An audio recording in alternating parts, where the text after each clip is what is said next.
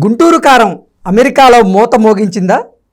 Pre బుకింగ్స్తో Guntur కారం చిత్రం అమెరికాలో దూసుకుపోతుందా అంటే అవుననే సమాధానం ఇస్తున్నారు కొంతమంది సినీ విశ్లేషకులు. ఇక ఇదే అంశానికి సంబంధించి మనతో మాట్లాడేందుకు ప్రముఖ సినీ క్రిటిక్ దాసరి విజ్ఞాన్ మనతో ఉన్నారు. ఆయనతో మాట్లాడదాం. విజ్ఞాన్ గారు హాయ్ అండి. హాయ్. ఏంటి గుంటూరు కారం మోత అమెరికాలో మోగిపోతుందా?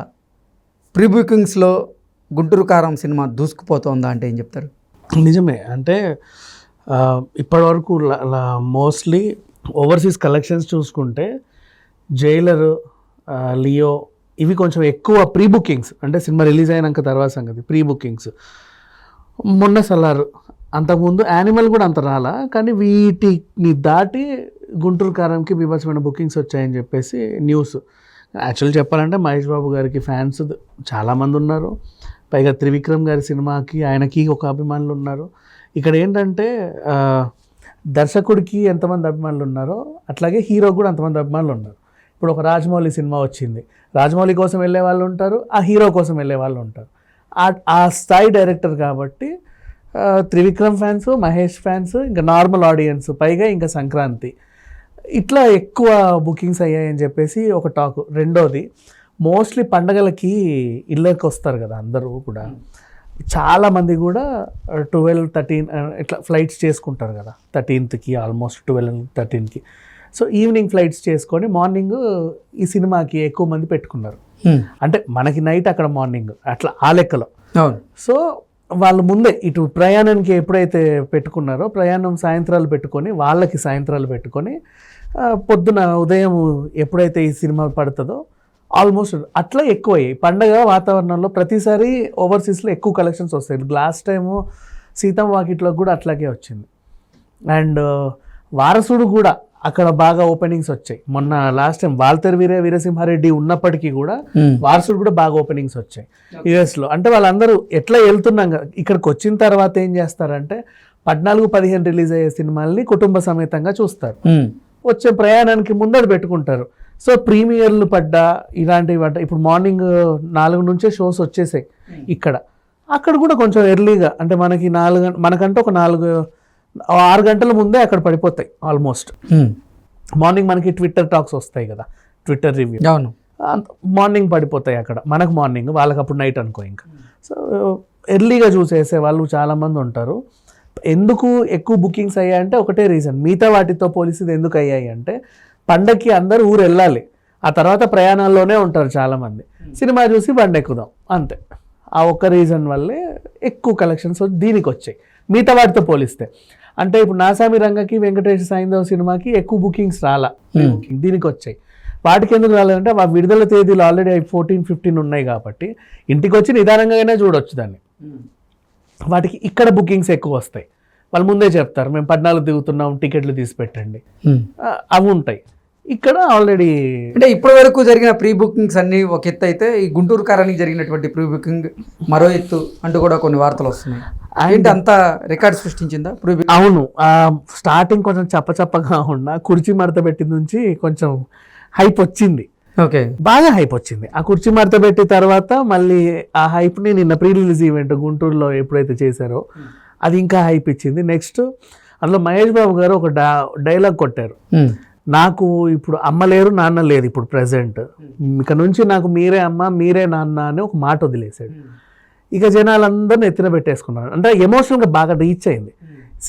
ఇప్పుడు పొలిటికల్గా కూడా ఏదైనా పార్టీ గెలవాలి అనుకుంటే వాళ్ళది ఏదో ఒకటి జనాలకు బాగా రీచ్ అవుతుంది. ఒకటి ఉంటే, ఇప్పుడు కాంగ్రెస్ గెలిచింది, వాళ్ళ 6 గ్యారంటీల మేనిఫెస్టో రీచ్ అయినట్టు మహేష్ బాబు సినిమాకి ఆ డైలాగ్ బాగా రీచ్ అయింది. కుర్చీ మడతపెట్టి కంటే కూడా కుర్చీ మడతపెట్టి నుంచి హైప్ పెరిగింది.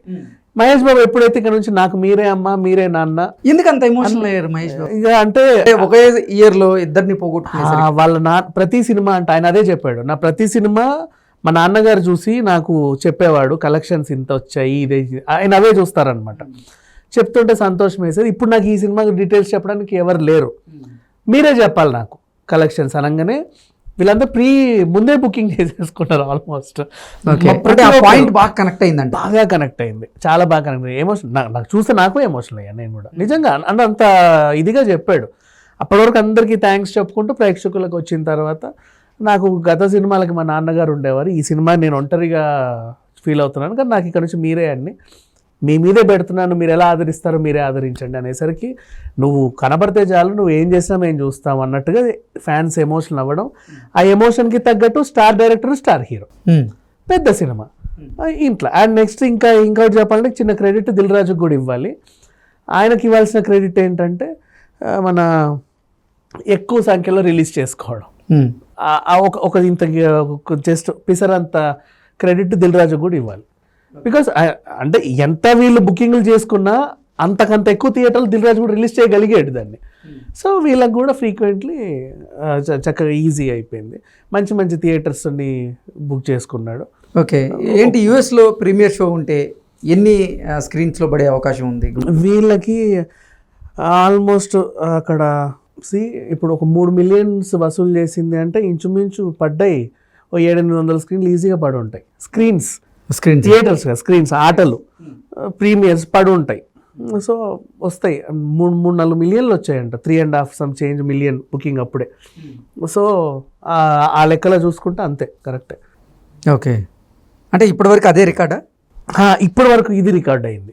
నిన్న మొన్నటి వరకు జైలర్ ఫస్ట్ అసలు యాక్చువల్గా వాల్తేరు వీరసింహారెడ్డి ఉన్నప్పుడు ఒక రికార్డ్ బ్రేక్ అయింది. అదే రికార్డు అనుకునే టైంలో ఇంకా మిగతా ఒక నెక్స్ట్ ఒకటి తర్వాత ఒకటి అట్లా బీట్ చేసుకుంటే వెళ్ళిపోతుంది. మొన్న సలార్ ఏదో బీట్ చేసింది అన్నారు. సలార్కి ఓవర్సీస్లో మనకి ఇక్కడ బాగా కలెక్షన్స్ వచ్చినప్పటికి కూడా ఓవర్సీస్లో అంటే దీనంత రాల వచ్చింది, అది కూడా రికార్డే. మళ్ళీ ఆ రికార్డ్ని ఇప్పుడు ఇది క్రాస్ చేసింది. ఓకే, గుంటూరు కారం అయితే రికార్డుల క్రాస్ చేసుకుంటే వెళ్తుంది. ఓకే, మరి ట్విట్టర్ టాక్ ఎలా ఉందండి? ట్విట్టర్ టాకింగ్ అక్కడ ప్రీమియర్లు పడితే మనకి ట్విట్టర్ టాక్లు వస్తాయి. మనకి ఇక్కడ ఎర్లీ మార్నింగ్ 4 నుంచి ఉన్నాయి. ఈరోజు 5:30కి ప్రెస్ వాళ్ళది ఒకటి ఉంది. సో 5:30 కంటే ఇవాళ రాత్రికి తెలిసిపోతుంది రిజల్ట్ మోస్ట్లీ. ప్రీమియర్ హనుమాన్ కూడా ఈరోజే ప్రీమియర్స్ కూడా బాగా ఓపెనింగ్స్ వచ్చాయి యూఎస్లో. అంటే వాళ్ళందరూ ఎట్లా వెళ్తున్నాం ఇక్కడికి వచ్చిన తర్వాత ఏం చేస్తారంటే 14-15 రిలీజ్ అయ్యే సినిమాల్ని కుటుంబ సమేతంగా చూస్తారు. సో ప్రీమియర్లు పడ్డా ఇలాంటివి పడ్డా ఇప్పుడు మార్నింగ్ 4 నుంచే షోస్ వచ్చేసాయి ఇక్కడ. అక్కడ కూడా కొంచెం ఎర్లీగా అంటే మనకి మనకంటే ఒక 6 గంటల ముందే అక్కడ పడిపోతాయి ఆల్మోస్ట్. గుంటూరు కారం ప్రీ రిలీజ్ ఈవెంట్ తర్వాతే దానికి అంత హైప్ వచ్చిందా? అంతకుముందు అసలు ఏంటి ప్రీ రిలీజ్ ఈవెంట్ లేదు, అవును, అసలు ప్రమోషన్స్ లేవు, ఇంటర్వ్యూస్ లేవు, టీం అసలు బయటకు వచ్చి ఇంటర్వ్యూ ఇచ్చింది లేదు అంటూ అందరూ అనుకుంటున్న టైంలో ఇంత హైప్ రావడానికి కారణం ఏంటి? నిజంగా ప్రీ రిలీజ్ ఈవెంటే హైప్ని ఇచ్చింది. ప్రీ రిలీజ్ ఈవెంట్లో పైగా మహేష్ బాబు డైలాగ్ ఇంకా ఎక్కింది అందరికి. రిలీజ్ ఈవెంటే ప్రామిస్. అంతకుముందు అసలు ఏమీ లేదు, వాయిదా పడిందంట, ఇక్కడ ఏదో గ్రౌండ్లు అడిగారు, వాళ్ళు ఇవ్వం పో అన్నారు. తర్వాత వీళ్ళు ఏమయ్యారు అనుకుంటే థియేటర్లో జస్ట్ మన ట్రైలర్ రిలీజ్ చేశారు ఒక థియేటర్లో, అదే ఈవెంట్లే అని సరిపెట్టుకుంటే నిన్న అది బాగా జరిగింది. ఓకే విజ్ఞాన్ గారు, థ్యాంక్ యూ సో మచ్.